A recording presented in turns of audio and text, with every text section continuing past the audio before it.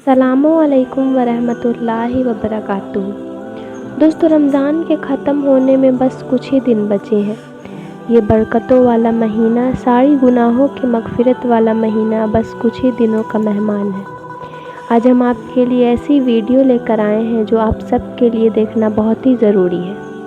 तो चलिए बिना टाइम वेस्ट किए वीडियो को शुरू करते हैं, और अगर आपको वीडियो पसंद आए तो लाइक ज़रूर कीजिएगा।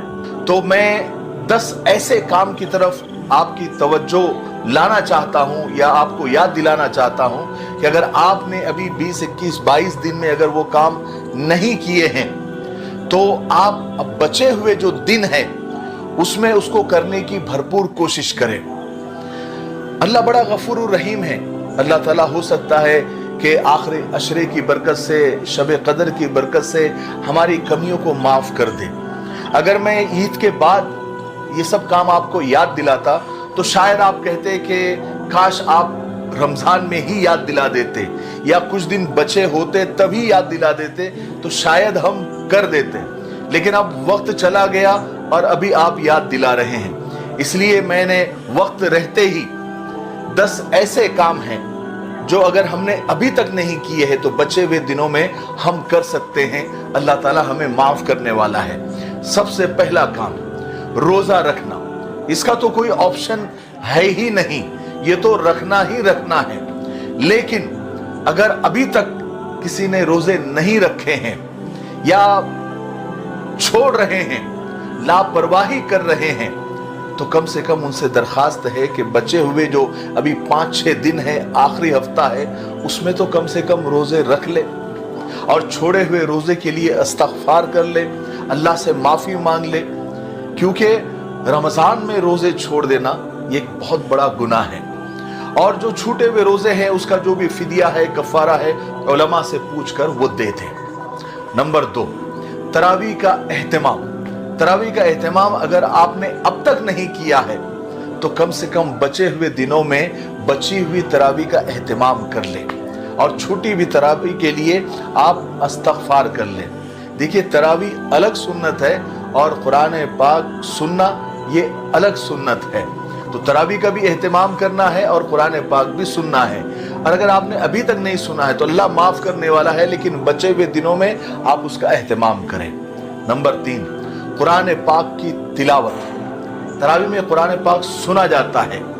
जब तरावी छूटी है तो जाहिर है कि कुरान पाक भी छूट गया होगा, नहीं सुना होगा।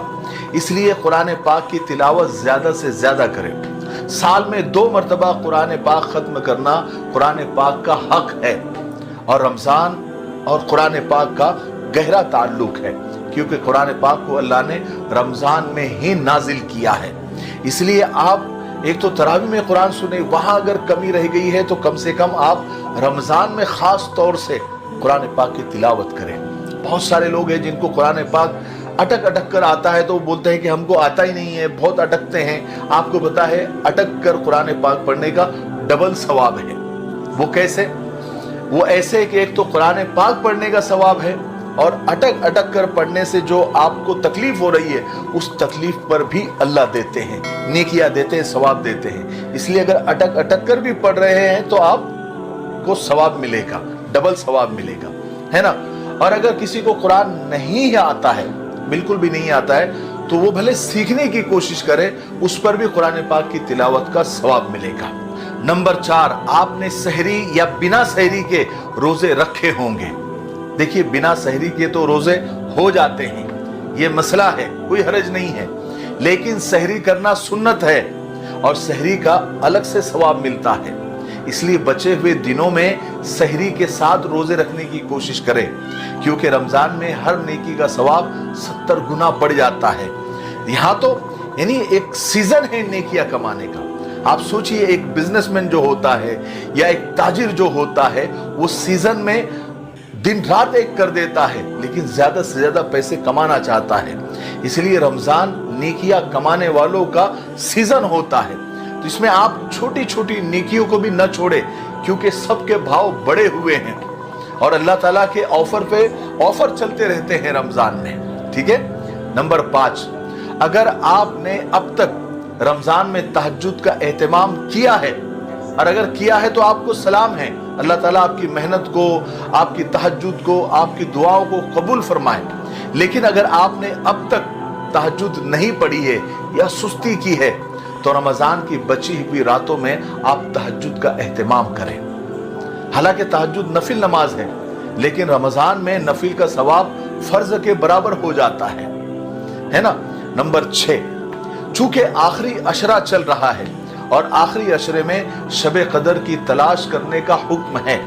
آج تو 21ویں شب تو گزر گئی, آج 23ویں شب ہے, 25, 27 اور 29 بچی ہوئی ہے, اور آج کی ملا کی 4 شب ہے. تو یہ چاروں شب کو جو بچی ہوئی ہے آپ اس کو بالکل مس نہ کریں. سارے کام آپ آگے پیچھے کر لیں.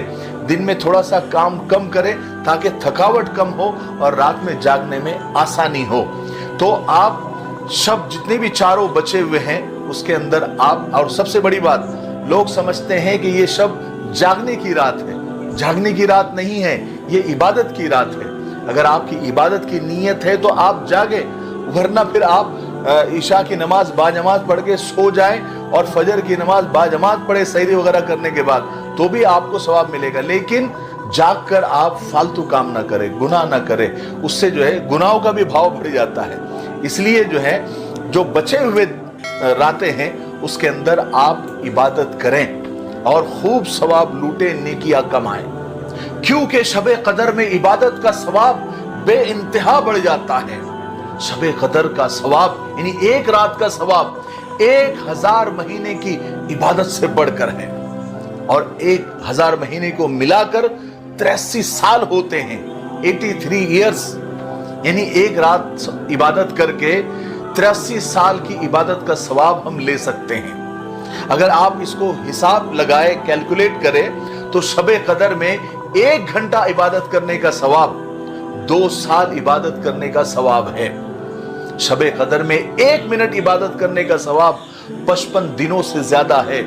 شب قدر میں 1 سیکنڈ عبادت کرنے کا ثواب 22 گھنٹوں سے زیادہ ہے. یہ شب قدر کی فضیلت ہے. اور نمبر 7, کیا آپ نے اپنے مرحومین کو یاد کیا؟ جو آپ کے ماں باپ ہے, آپ کے رشتہ دار ہے, آپ کے دادا دادی ہے, ابا امی ہے, جو قبروں میں چلے گئے ہیں, جو مرحوم ہو گئے ہیں, قبروں میں پڑے ہیں اور آپ کے ایصال ثواب کا انتظار کر رہے ہیں. کیا آپ نے رمضان کے اتنے دن گزر گئے, آپ نے ایصال ثواب کیا, ان کے لیے کچھ کیا؟ اگر نہیں کیا تو میں آپ کو یاد دلا رہا ہوں. آپ اپنے مرحومین کے لیے, اپنے مرحوم رشتہ داروں کے لیے, اپنے مرحوم ماں باپ کے لیے, اپنے مرحوم دادا دادی نانا نانی کے لیے کچھ کریں. آپ کے بس میں ہیں, ان کے مغفرت کے لیے ایصال ثواب کریں. آج وہ ایک سبحان اللہ کے بھی محتاج ہے. ہمارے ایصال ثواب سے اگر ان کو عذاب قبر ہو رہا ہے تو وہ ہٹ جاتا ہے. اس لیے بچے ہوئے رمضان کے ان راتوں میں اور ان دنوں میں مرحومین کے لیے صدقہ اور خیرات کرے, نیکیاں کرے, تلاوت کرے, درود پڑھے, ذکر کرے اور ان کو ثواب پہنچائے. نمبر 8, کیا آپ نے رمضان میں غریب رشتہ داروں کا خیال رکھا؟ آپ نے تلاش کیا کہ آپ کے غریب رشتہ دار کس حال میں ہیں اور کس حال میں رمضان گزار رہے ہیں؟ کیا ان کی سحری افطاری کا کیا حال چل رہا ہے؟ عید قریب ہے, کیا عید کی تیاریاں جیسے آپ کے یہاں زور و شور سے چل رہی ہے آپ کے رشتہ داروں کی یہاں بھی چل رہی ہے؟ کیا آپ کے غریب رشتہ دار آپ کے نظر کرم کا انتظار تو نہیں کر رہے ہیں؟ آپ کے مدد کے منتظر تو نہیں ہے؟ اس طرف دھیان نہیں گیا ہے تو میں آپ کو دھیان دلاتا ہوں, اس طرف آپ توجہ دیں اور ان کی مدد کریں. نمبر 9, رشتہ داروں سے اگر نپٹ جائے تو غریب پڑوسی کا حال چال بھی پوچھ لے, محلے کی بیواؤں کی خبر گیری بھی کر لے اور یتیموں کے سروں پر ہاتھ بھی پھیر دے, ان کی بھی مدد کرے. رمضان اسی لیے تو آتا ہے. رمضان غمخواری کا مہینہ ہے, لوگوں کی مدد کرنے کا مہینہ ہے, انسانیت کو برتنے کا مہینہ ہے.